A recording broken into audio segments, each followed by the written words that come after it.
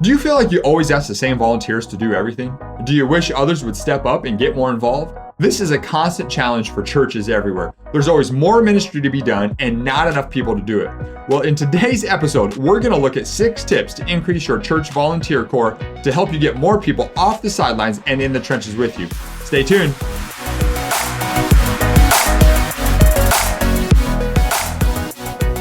So my wife, Ashley, is one of the kids team leaders at our church, and she oversees one of the services for the early childhood. So we have 4 rooms that they divide up the early child all the way up through 0 through kindergarten. And so basically what's happening here is she is finding that the church keeps digging or dipping into the same well of people, so to speak. And I don't know if you've ever seen this at other churches. I'm sure you have, where you're just constantly going to the same people over and over, to the point where the volunteers that are coming are saying, hey, aren't there other new people that are raising their hand saying, hey, I want to serve? And so a couple of weeks ago, she was expressing to me some concern and a little bit of anxiety because of the 8 people they need for that particular weekend coming up. They only had 3 people that were confirmed coming. Oh, great. So she's kind of worried, flipping out. And the fact is, this is a problem that churches face all the time. Every place. You've seen it all the time. Tons of times. Yeah. So today we want to talk about 6 tips that are going to help you build your church's volunteer corps. Because the fact is, if you can build that core, then you're basically building a bigger well, so to speak, of people to be able to dip into and to reach out to, so that way you're not constantly going to the same people over and over. Exactly. Yeah. And that's what we want to help churches prevent. Yep. And today we're going to help us build this volunteer corps. So we're going to start off with 6 tips. And Dick, why don't you give us the first tip here? Well, the very first thing, Jonathan, I tell pastors all the time is you've got to elevate volunteer service. Okay. You can't have volunteer service and it's just, we got to plug slots and we just have to clean toilets, change diapers, and do crummy stuff. But you have to elevate volunteerism to a high level. Because if you think of the mission of the church, the mission is extremely high value. And therefore, all these volunteers, most churches, they don't have a lot of staff. It's volunteers make it happen. They have to elevate the role of the volunteer with the church so that the volunteer feels valued. Yeah. When you're constantly pushing it down, where we just have to do this, we have to, then you're going to lose because it's considered low value. Nobody wants to be part of low value. Yeah, they want to be a part of something high value. Yeah, you want to give great kudos to people. I think of people that are doing some routine things. You want to give attaboys, kudos, pats on the back, high fives, thanking them all the time and communicating to them that what they're doing ties to the mission of the church. Yeah. I think one of the ways you can give kudos is to, whenever you have team trainings or other things that you do, or maybe even just through communicating through email or some where you just give props to someone. Say, hey, this person, they stood out this past weekend. This is something they did. I just want to thank them for that. They went above and beyond, over the top. And so you're highlighting what you want people to be doing, because then that raises the awareness for others to say, oh, wow, okay, I need to strive to do that. So exactly. Yeah, so that's a good point. So that was the first thing. Elevate your volunteers to the highest value. Second thing is to ask big. You want to make sure that you ask big of your volunteers. So we're talking about a big commitment. We're talking about helping them see the big picture overall. And I'm not recruiting someone, or I'm not asking someone just to come change diapers. That's not asking big of people. That's no one wants to be just go into it knowing, oh yeah, well, my job is just to go change diapers. No, you want to paint that picture of having them be bigger, of a part of something that's bigger than themselves. It's they're helping the church as a whole reach people and get them, cause them to want to rise up to an occasion. Well, and on that illustration right there, if you say to somebody, hey, you want to come in and change diapers? Or you can say to them, hey, do you want to make it possible for a new guest at the church to be able to go to church unencumbered by the concerns of their child? Yeah. Well, way different. Yeah. And I'll do that. Absolutely. Yeah, forget the diapers. But it's the same thing. And they'll be like, oh, I'll change diapers if I can help someone do that. Help that. Exactly. But you have to frame your ask of people in that type of way. In a big way. Yep. Exactly. Absolutely. Right. And taking right off of that, I would suggest that you ask rightly. I think of the illustration here when I think of his son, my granddaughter, who's a rather shy young lady. And I would say to her, hey, Emery, I want you to serve as a greeter on one of the kids' doors. Yeah. Now, that's a big step up for it. That's asking Emery, who's here, to step up here.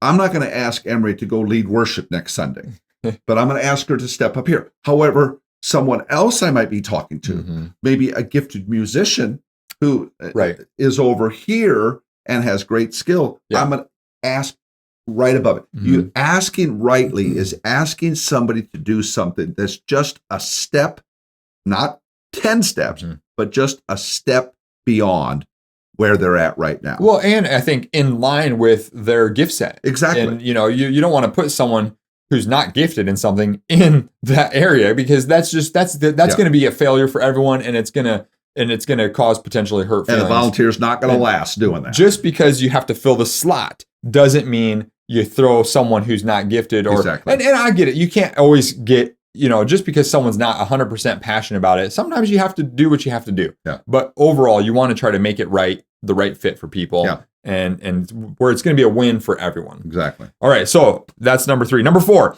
we want to make sure that you be real. It's very important that you are real when you're talking to people and trying to build this volunteer core. Let's go back to the diaper illustration. Yeah. We don't want to say, oh, well, changing these diapers is gonna lead people to come close to Jesus. Well, I mean, we know that it could, but that could come across as like, well, yeah, come on, I know what you want. You just want me to change the diapers. Right. Someone's got to change the diapers. But if you paint the picture kind of like you just did a moment ago, where it's positioning people to hear the gospel and for families to not be worried about their children. And, that's being just real and honest with them with, hey, here's the reality of what this role or what this thing is that we need accomplished. And so just be real. Don't be fake. Don't be phony. Don't over promise and under deliver, Right. Yeah. No, that's exactly right. The next one, I've really become a fan of using this term, is don't be desperate. Oh, yeah.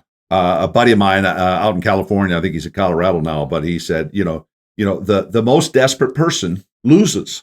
Yeah. So here you are, you're leading, you're trying to, we're dealing with diapers here. So you're dealing with the nursery area. And if you're desperate, you're going to lose because people are going to turn you down right and left. Yeah. You cannot be desperate. Yeah. You've got to, because people don't want to tie into desperation. Oh, it's so hard. We don't have any volunteers in here. Well, think of what you just said to that person. We don't have any volunteers in here. And we want to take you and stick you in there and have all these crying babies. No, you want to talk to them about it being up. Nobody wants to jump on a sinking ship. Yeah. Everybody wants to come onto something that's winning. So your role, even if you feel desperate, this is one of those you got to fake it till you make it. Because even if you feel desperate, it's Friday night, it's Saturday, people have been canceling, and you cannot, when you're talking to people, express desperation. You have to express optimism, opportunity, and mission. Yeah, that's good. And the last one I want to throw by you is to review recruiting is fun. You probably can tell from Jonathan and I. We have fun doing this. We have fun doing ministry. Yeah. And recruiting is fun. Now, you might be in a mindset that, oh man, I've asked people to do things and they tell me no. But okay, listen, it comes with the territory. Yeah. Listen, gray hair, I've been around a day or two. It comes with the territory. Just a few. It's going to happen. Some people are going to tell you no. Yeah. Don't worry about that. You just go on to the next person. Yeah. And of course, we're going to talk in future episodes about the whole business of recruiting and the strategy of doing that. But you've got to view it as fun. Yeah. If someone comes to me and they're excited about something they want me to do, they are way more likely to get me to say yes because they're excited about it. Absolutely. You got to view it as fun. Yeah. And you'll get more volunteers, and your volunteers will thrive when you have a fun environment. Yeah. So that's good. And we're going to talk more about this in episode number 12. So you want to be staying tuned to that when we talk about the 8-step process to recruiting volunteers. So right now we're talking about just kind of general thoughts on building the volunteer core, but we're going to dive a little bit deeper into an 8-step process to recruit people, because there are some things you can do that are going to really help people. And so you want to make sure to stay tuned to that. Let's do a quick recap of these 6 things. So we're talking about the 6 tips to increase your church's volunteer core. The first is to elevate volunteers to the highest value. Second, ask big. Third, ask right. Fourth, be real. Number 5, don't be desperate. And then number 6, view recruiting as fun. So hopefully this has been helpful for you. One of the things that we want to do throughout this is to be able to challenge you to lead better, to lead bigger, and to make a bigger difference in the church and the community that you're leading. And so one of the ways you can do that is to take the 5-day leadership challenge for pastors. If you have not yet done that, we want to encourage you to do so. Yep. You can just go to Leaders.Church/challenge. Again, that's Leaders.Church/challenge. Take the 5 days. It's 5 days, 15 minutes a day, a video of Dick and Jonathan. And all we're doing is teaching on some different elements to help you lead better and make a bigger difference in your community and in your church. No cost. No cost. It is free to take it. Just go to Leaders.Church/challenge. And also, if you haven't subscribed yet, be sure to subscribe on whatever channel you're viewing this on, whether it's on YouTube, whether it's a podcast that you're listening to, whatever it is, make sure to subscribe. And we want to thank you so much for joining us today. We'll look forward to seeing you next time. Until then, take care and be blessed. Be blessed.